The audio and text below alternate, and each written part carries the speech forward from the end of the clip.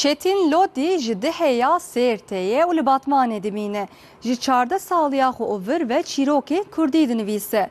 Çetin Lodiye ku 34 salan etarî kiriye, heya niha 12 pirtûkên bi Kurdî nivîsîne.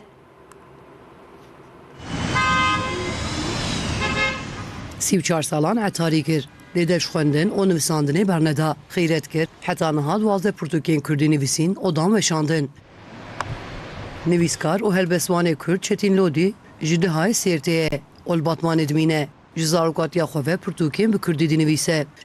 14 saliya xwe vir de dest pirtûknivîs kiriye. Lodî 5 pirtûkên helbestan, Droman û li ser bûyerên civakî pirtûkên çîrokan nivîsîne. Heta niha 12 pirtûk hatine çapkirin.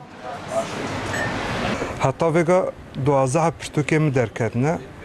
5 heb helbest, 3 heb roman û 3 heb jî meselê navage û gotinê pêşiya û mamik min nav hev de tomar kirine.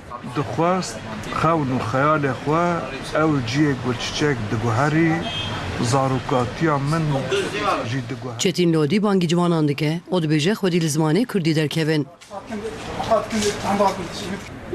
Tiştێk ev nişopî, tiştêk ku Kurdî çi hebe min nêv hev de tomar kir wek deyindarê ziman min ew pêkanî min nivîsaniye.